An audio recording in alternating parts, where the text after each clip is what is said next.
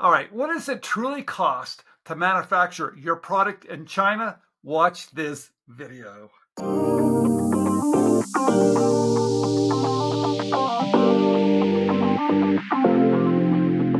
All right, Stephen Key here. We're back with BSense. We're going to talk about cost. You have a great idea. You want to sell on Amazon. You want to sell at retailers. You need a good partner. They are a great partner for you. But the big thing here, people are concerned about how does this cost? How much money do I need? So can you explain a little bit about being prepared financially? Yeah, it is actually some money, and you need to consider it very well before you sell the product because you only make money when you sell products. Okay.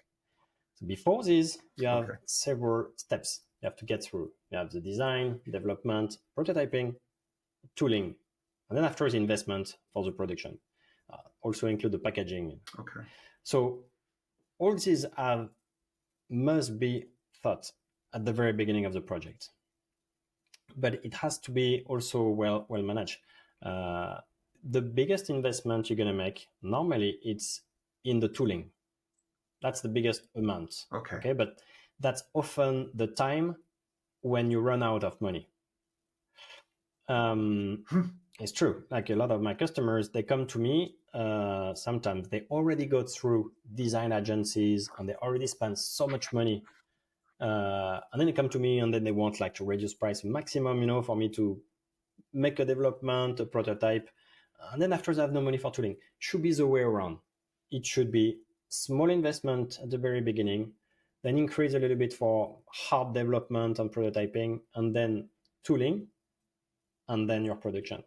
But too often I see the way around. They want to start, they start with very big money for on very expensive design agencies who make beautiful rendering and make them dream. But actually it's not like related to manufacturing. And then we come to like to me in China, and then they already spend so much money, and then tooling is a burden. So that's very important you understand this. I think, well, I'm glad you brought that up because I think you're right. That at the very beginning, they're working with individuals or firms, and they're spending a lot of Mm. money on what this is going to look like. Maybe some prototypes early on to do some testing, and then once they get to, hey, I need to manufacture it, some of that stuff has to be redone again, right? We already talked about that earlier. But also, you need to budget correctly because I think the most money you're going to spend is going to be on the tooling. So if they come to you first instead of spending all that money with somebody else, is it more affordable for you guys to do that upfront designing for them and all that? It's supposed to be more affordable. Yeah, definitely. Yeah, because it's So why is it more affordable if I work with you instead of hiring some big design firm in the US? first of all, we're gonna make the design as in preparation for the manufacturing. So there's gonna be only one design phase. So everything is in.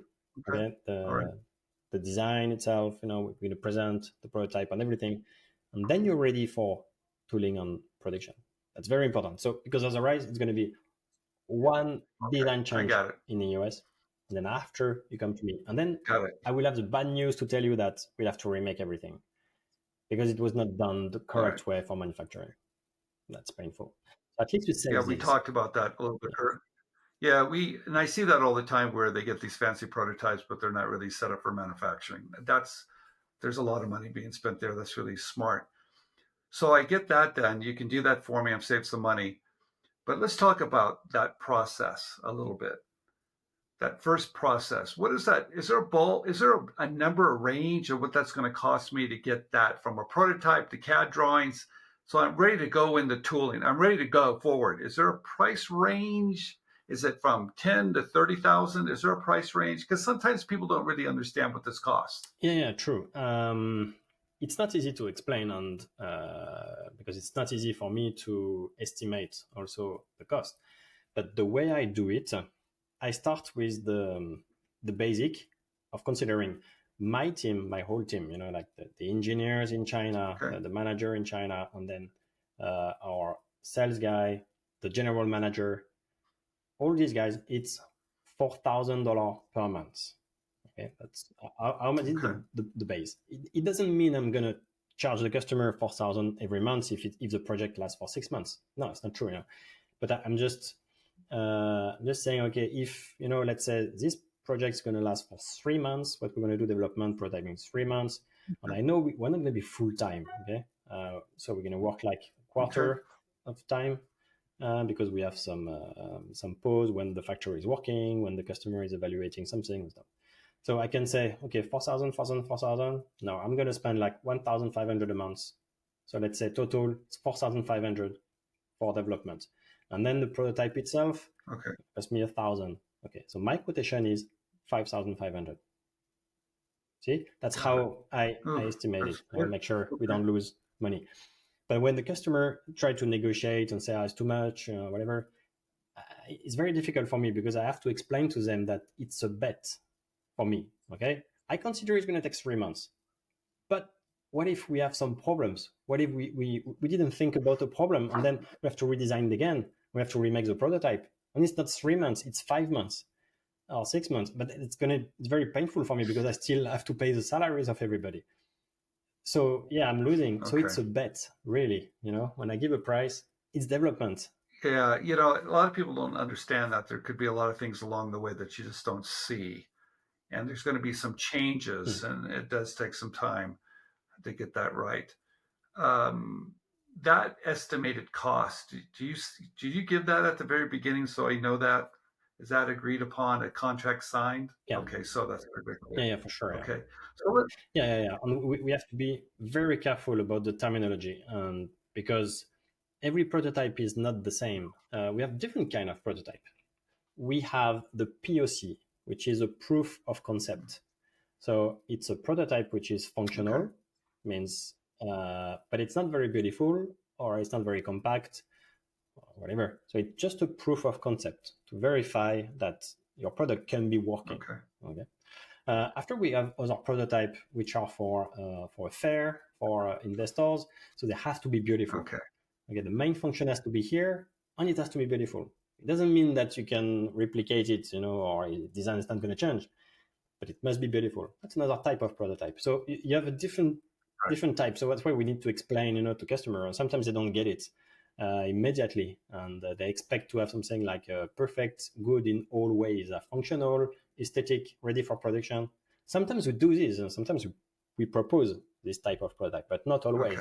Sometimes we have just the POC, proof of concept first, and then after we move to the second phase, and then after we have the third phase, for the full prototype ready. Okay.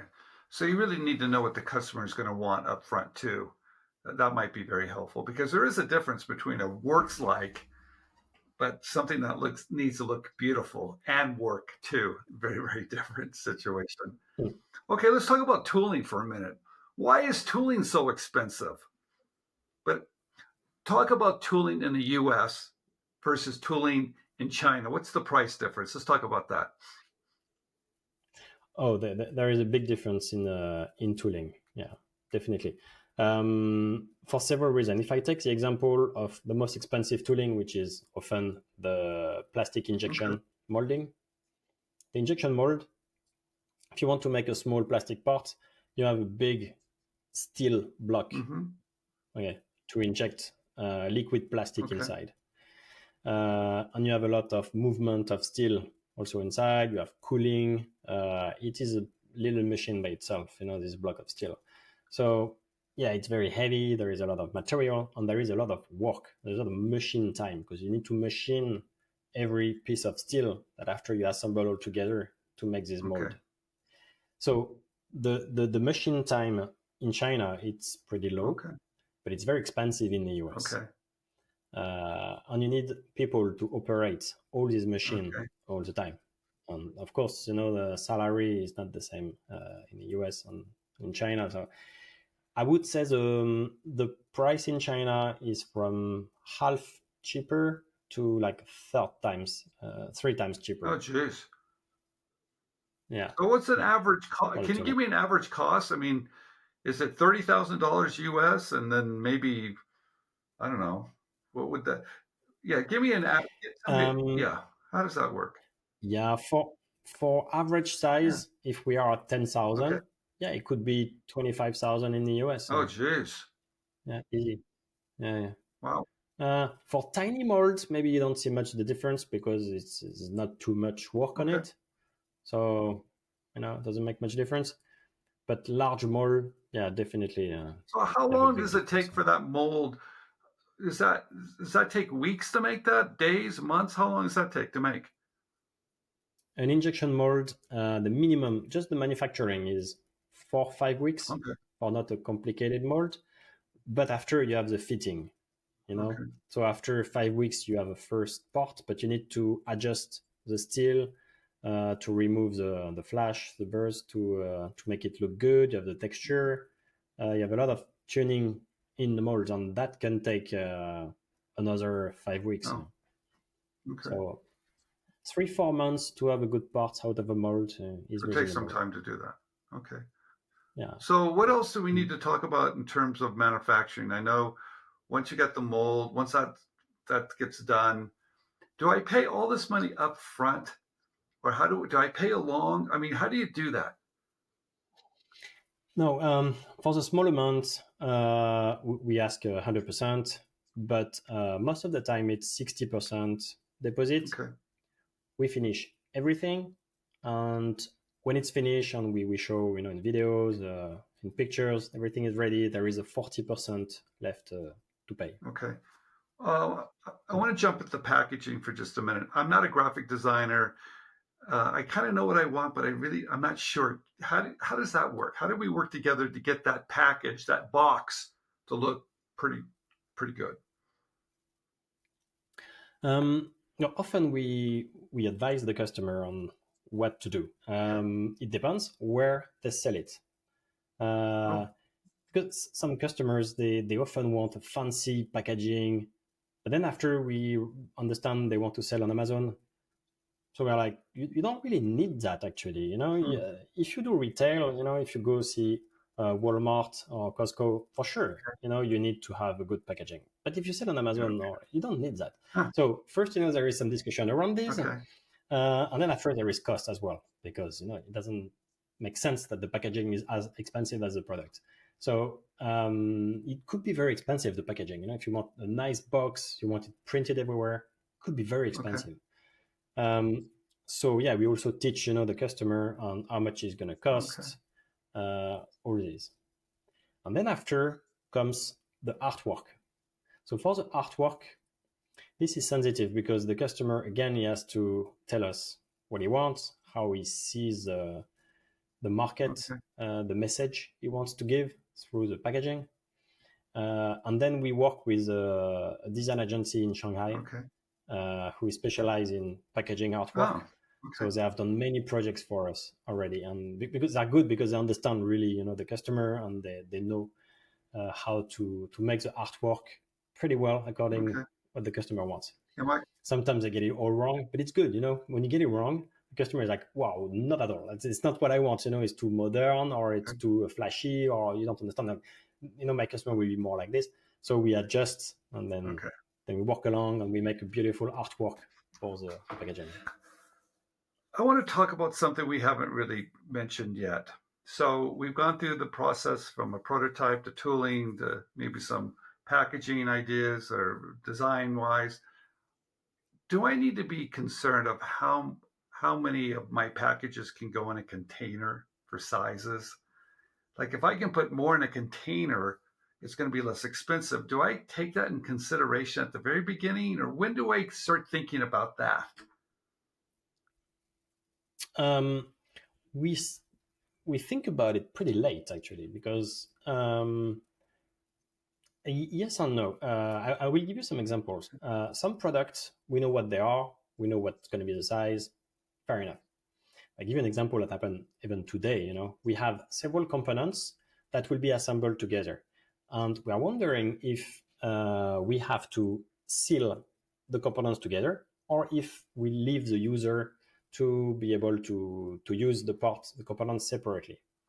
One big problem was that if we seal the parts together, the part will be very big. The packaging, the box actually will be much larger. So we decided, even today, that we would be able to disassemble these components together. and then we can fit them, in a much smaller packaging. We're going to save space and logistic costs. And it's not only the logistic to ship to US, but it's in the Amazon storage. Your charge, a fee, according to the volume of your packaging. So it's savings everywhere. So yeah, we can think about it very early, but also at the end, how to, according to your product, how to make it compact. That's I think it's important, you guys, to think of all these things at the very beginning and then work through some of the issues. Okay, good. All right. Well, very good. Anything else about manufacturing or costs that we need to talk about?